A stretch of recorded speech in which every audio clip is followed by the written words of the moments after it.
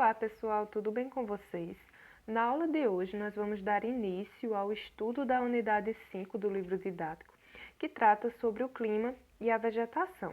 Nesse primeiro momento, será destacado algumas diferenças básicas entre clima e tempo. O material encontra-se presente entre as páginas 122 e 123 do livro, então vocês podem fazer a leitura completa para melhor compreender a temática.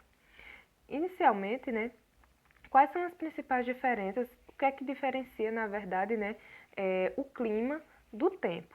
Então, o clima, antes disso, é importante saber o que é cada um. Então, o clima, pessoal, no caso, o conjunto de características atmosféricas predominantes em uma determinada região ao longo de pelo menos 30 anos.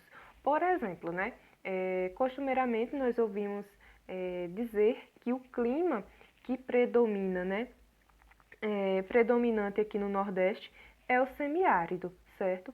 Então, as características do clima semiárido, elas encontram-se presentes em determinadas áreas da região Nordeste, e esse conjunto de características desse clima já estão presentes aqui há muito tempo, há mais de 30 anos. Então, quando um conjunto de características eles predominam em uma determinada área, isso ao longo de um grande período de tempo, aí está colocando de no mínimo 30 anos, pelo menos 30 anos, Então, considera-se clima. Então, a partir dessas características, nós podemos definir, por exemplo, se uma região ela é fria ou se uma região ela é quente, certo? Já o tempo corresponde às condições atmosféricas de um local em um determinado momento. Todos os dias nos jornais, a gente costuma ver a previsão do tempo, ou seja, a previsão das condições atmosféricas para um determinado momento, um curto momento, no caso, um momento próximo. Então, as condições atmosféricas se referem às condições de um local em um determinado momento, ou seja, elas podem variar de um dia para o outro, de uma semana para outra, então é algo momentâneo e que, no caso, pode sofrer variações, certo? Então, a gente pode perceber que, por exemplo, um dia ele pode estar ensolarado, mas no outro dia, já pode estar chuvoso ou nublado. Então, essas condições momentâneas são chamadas de tempo, certo? Prosseguindo aqui, falando um pouco sobre a relação dos movimentos realizados pela Terra com o clima. Então, a Terra, gente, ela realiza vários movimentos, só que os principais são o movimento de rotação e o de translação, certo? E esses dois movimentos, eles ocasionam, algumas consequências no nosso cotidiano, na nossa vida aqui na Terra. Por exemplo, o movimento de rotação, ele é o responsável pela existência dos dias e das noites. Já o movimento de translação, por exemplo, a sua principal consequência é, no caso, as diferentes estações do ano, Então, nós vamos ver aqui mais adiante, de forma mais específica, como é que isso acontece, Então, iniciando pelo movimento de rotação. O movimento de rotação, pessoal, é aquele, que a Terra realiza em torno do seu próprio eixo. Quando eu digo em torno do seu próprio eixo, prestem atenção nessa linha que está sendo indicada pela seta. Gente, o que é o eixo da Terra? Então, o eixo ele corresponde a uma linha reta imaginária, certo? Que passa pelo centro da Terra e une os polos norte e sul, tá? Então, esse eixo ele está inclinado em relação ao plano do movimento da Terra em torno do Sol. Então, a Terra, como vocês podem perceber, ela sofre, ela apresenta uma inclinação, como vocês podem perceber no eixo dela. Então, o eixo não está reto, o eixo está inclinado, justamente porque o nosso planeta, ele apresenta uma inclinação, ok? Então, todos os dias, a Terra realiza esse movimento, certo? E enquanto, no caso, sim, lembrando, esse movimento, no caso, vai durar 23 horas, 56 minutos e 4 segundos. Só que aqui a gente arredonda para 24 horas, que é a duração de um dia inteiro, certo? Então, ele ocorre de oeste para leste, como vocês podem verificar pela seta, certo? Essa seta esbranquiçada mostra justamente a direção em que a Terra gira em torno do seu próprio eixo, né? Enquanto uma parte, né, da Terra está sendo iluminada, no caso é dia, na parte de trás, vamos assim dizer, é noite, certo? Então, esse movimento ele é o responsável por quê? Pelas sucessões dos dias e das noites, certo? Prosseguindo aqui, agora falando um pouco sobre o movimento de translação. Gente, o movimento de translação é aquele que a Terra realiza em torno do Sol, certo? Então, ao mesmo tempo que a Terra está realizando o movimento de rotação, ou seja, girando em torno do seu próprio eixo, ela também está realizando um movimento em torno do Sol, certo? Então, ela também está girando em torno do Sol. E esse movimento é conhecido como translação. A translação, pessoal, ela dura 365 dias, 5 horas, 48 minutos e 47 segundos. Percebam que sobra aí quase 6 horas, né? Além dos 365 dias, que é o estabelecido pelo calendário.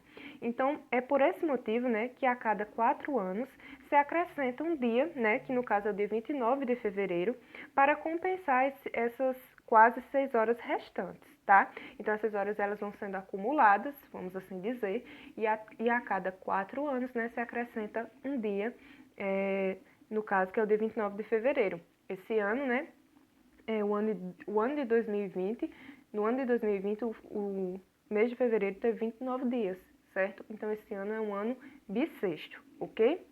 Prosseguindo aqui, quando se fala em movimento de translação, geralmente se associa logo à questão das mudanças de estação, né?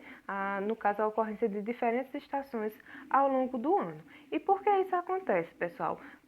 Acontece, claro, por conta do movimento de translação, mas também por conta de outros dois fatores. Primeiro, né, a forma da Terra. Como vocês puderam perceber, a Terra, né, tem um formato arredondado. E também a Terra, ela tem uma inclinação no seu eixo, como eu acabei de explicar, né, nos slides anteriores, ok? Então, por conta dessas três questões, o formato da Terra, a sua inclinação e o movimento de translação, né, por conta desses três fatores, a distribuição do calor solar aqui na superfície ao longo do ano, né, ao longo aí do ano, claro, ela vai ser irregular nos hemisférios norte e sul, certo? Então, ora, por exemplo, o hemisfério norte ele vai estar mais próximo do Sol, ora o hemisfério sul vai estar mais próximo do Sol. E isso permite o quê? A existência de essa irregularidade na distribuição do calor permite também as diferenciações, né, das estações. Vamos perceber como aqui isso ocorre. Então, vocês estão vendo aí, né, o Sol e a Terra ocupando, no caso, 4 lugares diferentes, né? No caso, simulando o seu movimento, o movimento que ela realiza. Então, vocês podem perceber, né? Vejam só, com relação aos hemisférios, pessoal, para quem não sabe, o nosso planeta, ele é cortado por uma linha imaginária, certo? Ela não existe, na verdade, é uma linha imaginária, que é essa que vocês podem verificar em vermelho. Essa linha divide a Terra em 2 hemisférios. A parte de cima é chamada de hemisfério norte e a parte de baixo é chamada de hemisfério sul, certo? Então, percebam, que ora, por exemplo, o hemisfério sul está inclinado para o lado do Sol, ou seja, ele está mais próximo do Sol. Ora, o hemisfério norte está inclinado para a parte do Sol, ou seja, o hemisfério sul está ao contrário, né? Então, vejam só, quando um hemisfério ele está direcionado para o Sol, quer dizer que ali, no caso, é o verão. E a parte oposta, né, o hemisfério oposto, é o inverno, ok? E vocês podem verificar, né, que em um determinado período do ano, a Terra e o Sol, eles ficam alinhados, né, que ficam alinhados como os dois hemisférios alinhados na mesma direção, tá? Então, é por isso que ocorre, que a gente pode dizer, né, que existem essas duas diferenciações. Existe o solstício e o equinócio, ok? Então, no caso, o que é o que significa esses termos, né? Gente, equinócio, no caso, é a ocasião em que a Terra, né, é a ocasião em que os dias e as noites eles têm a mesma duração, certo? Se nós voltarmos aqui a essa imagem, vocês poderão verificar que quando é que ocorre o equinócio? Então, vocês podem ver o equinócio começando, né, no dia 21 de março, né, e o outro começando no dia 23 de setembro. O equinócio, no caso, corresponde às estações o quê? Primavera e outono. Então, durante a primavera e durante o outono, os dias e as noites possuem a mesma duração aqui na Terra, certo? Já o solstício, gente, é a ocasião em que há uma maior diferença de duração entre os dias e a noite. Por exemplo, isso ocorre quando? Durante o verão e durante o inverno. Durante o verão, os dias eles são mais longos do que as noites. Já durante o inverno, é o inverso, tá? As noites são mais longas do que os dias, ok? Então, essa variação, né? Essa variação vai determinar, no caso, as diferentes estações, certo? Quando, no caso, os dias e as noites, né, possuem a mesma duração, ou é primavera em um hemisfério e outono em outro. Já quando, no caso, os dias e as noites têm durações diferentes, é verão em um hemisfério e inverno no outro, certo? Prosseguindo aqui, ainda com relação a essa questão da direção, né, entre a Terra e o Sol, é importante destacar a questão das zonas térmicas. Então, as diferentes intensidades de luz e calor, né, que a Terra recebe do Sol possibilitam também, né, dividi-la em zonas térmicas, tá? Então, nessa ilustração, vocês podem perceber, pessoal, aqui tem uma ilustração do Sol e essas setas estão indicando justamente os seus raios, né? A luz que o Sol sempre emite, está emitindo para a Terra. Então, verifiquem que por conta do formato, né, existem áreas que esses raios solares eles chegam de forma mais intensa, tá? No caso aí, nas proximidades da linha do Equador.